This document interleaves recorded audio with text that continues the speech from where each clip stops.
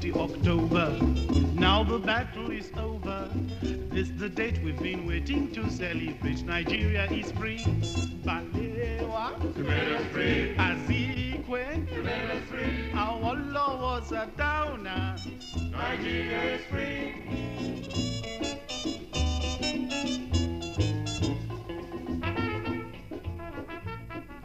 The Independence Calypso, Miss Independence is chosen and admired. The magic word is everywhere as the capital city of Lagos goes gay with decorations arranged by the man who decorates our own Regent Street for Christmas. It's self-government free from slogans, a time for celebration, not recrimination. Half a century of British rule ended at midnight on September the 30th.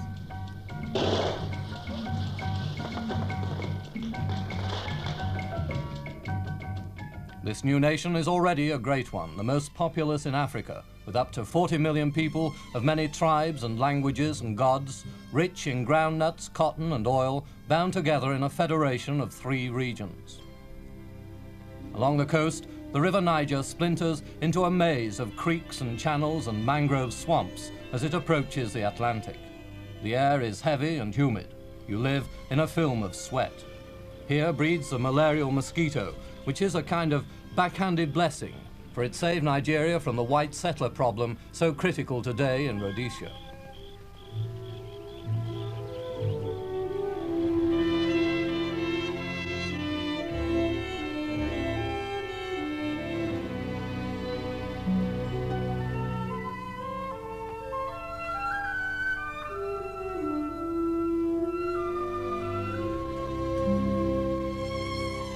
Some of the country's most primitive peoples eke out a bare living here. But it's here too that Nigeria's most exciting industry is growing, oil. This year, exports may be worth £5 million. In 10 years' time, perhaps 50 million. And at the oil company's headquarters, the ubiquitous bicycle takes Nigeria's oil men of the future to the classrooms of today. The companies are doing much to meet one of the country's most urgent needs, the need for Nigerian technicians.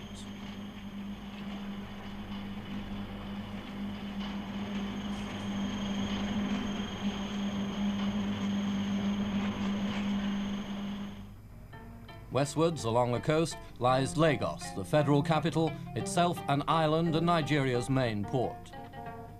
The city was annexed by the British 99 years ago in an attempt to curb the traffic in slaves. Today, it's a thriving, bustling, fast-changing city. But down in the market, signs that faith in the traditional curses and cures of juju dies hard.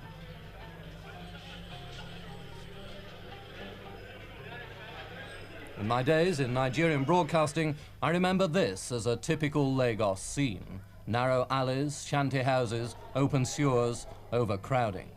But the time is rapidly coming when this sort of scene will be remembered as part of the past, the bad old days. A vast clearance scheme is forging ahead. It had already begun when I left Nigeria 2 years ago. When it's finished, 70 acres of slum will have crumbled before the bulldozers to make way for wide highways and modern, many-storied buildings. Already on the outskirts of Lagos, new residential estates are giving the former slum dwellers a new chance in life.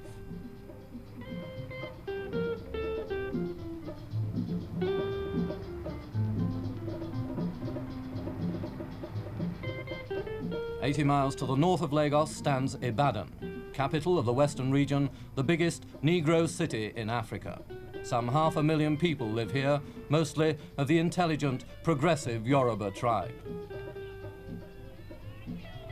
The peoples of southern Nigeria are fiercely eager for education, and here, among Ibadan's new buildings, stands Nigeria's first university.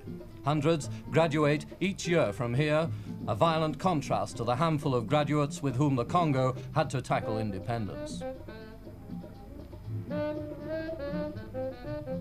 From Ibadan, the road to the east takes you through high forest, past rich cocoa farms and careering mammy wagons, and so to the eastern region and the hilltop view of its capital, Enugu. Enugu's an administrative centre, but Nigerians are born traders, and here, as everywhere else, the market is a great gathering point. Here, the dominant tribe is the Igbo, a clever, industrious people.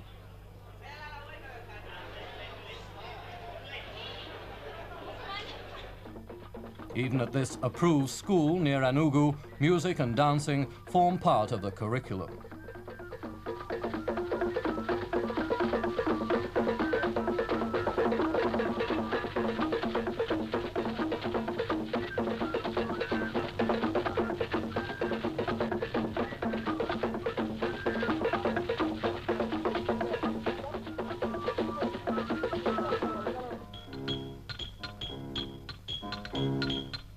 Even the convicts get music while they work.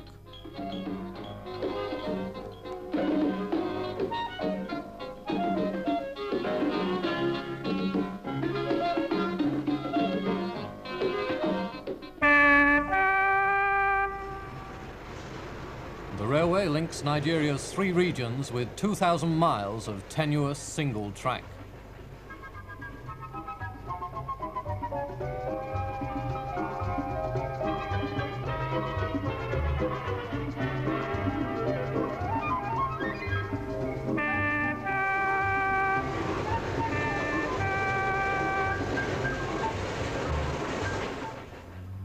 In the far north, at Kano, a great international airport has grown up.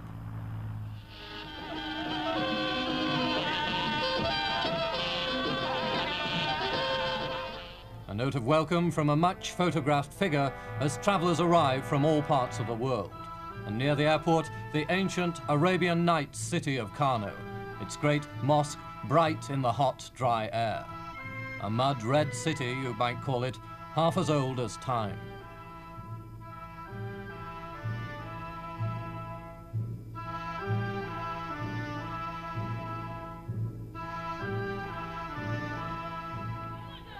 Here, the people are mostly Hausa men, ruled by an emir. You'll find them keeping to their ancient ways, Muslim, feudal, their women in strict purdah.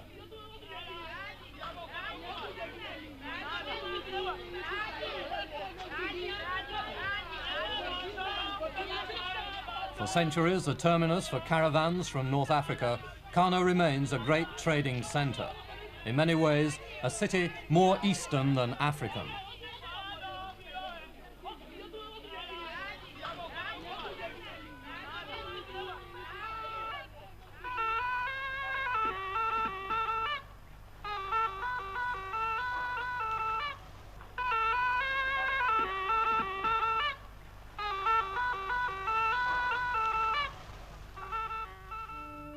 Believe it or not, a pyramid of peanuts. They're stacked to await rail transport to the ships in Lagos Harbour.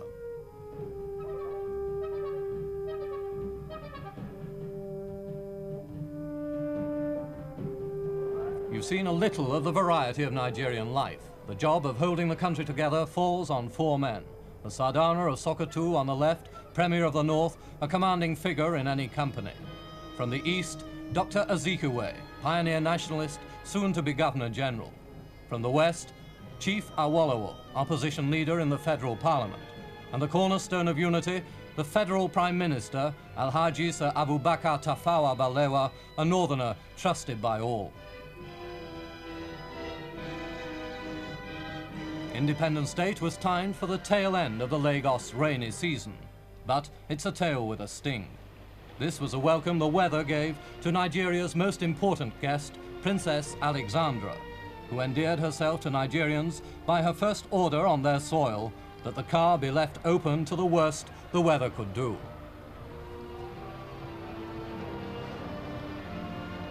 Neither the weather nor the princess relented a day or two later at the Government House garden party.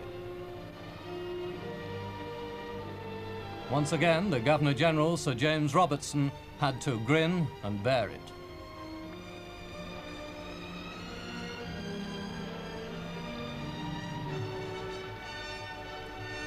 So very British. Happily, the skies cleared in time for the great children's parade on Lagos Racecourse.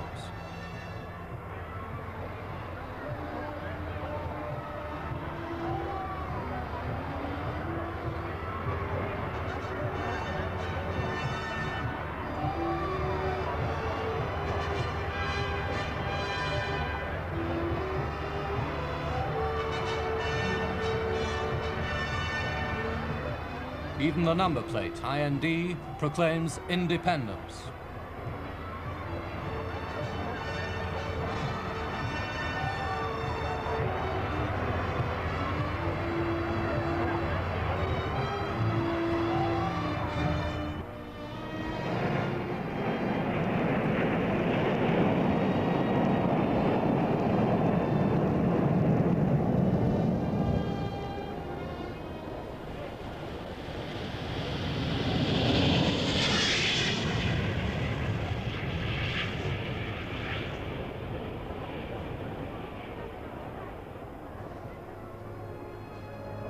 With a smile, British sovereignty is surrendered to the Prime Minister. He said Nigerians proudly acclaimed Queen Elizabeth as Queen of Nigeria, head of the Commonwealth.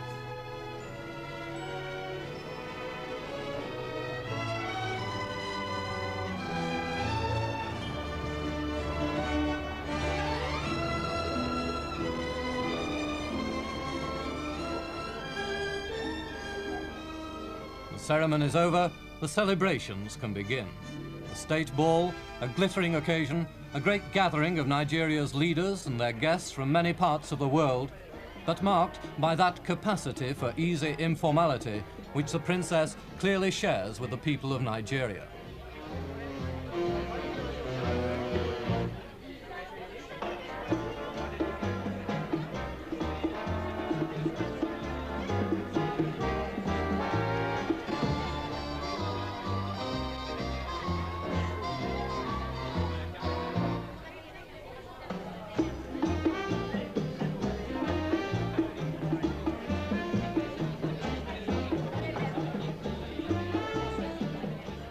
High life on a very high level. But all over the new country now, Nigerians on every level begin their own celebrations with floats and festivals, parades and processions, acrobats and dancing. In the north, as you'll see, the traditional charge of a horseman.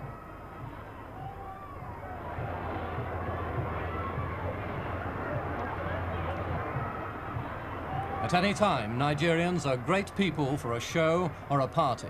They don't need any excuse. But this time they had a reason, the greatest of all. For they're celebrating the climax of years of patient preparation by British and Nigerians alike. Their coming of age as a nation. Independence given and taken with perfect concord, without bloodshed and without rancor. The new Nigeria.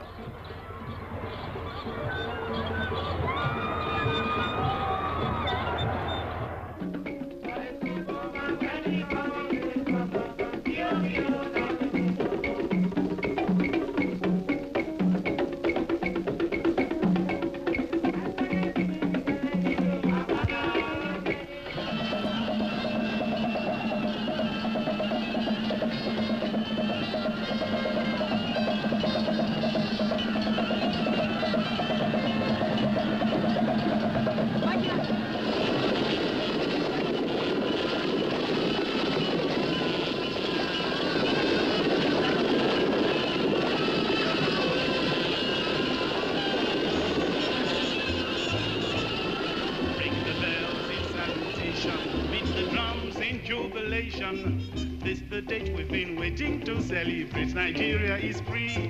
Valewa, You made us free. Azikwe, You made us free. Awolowo.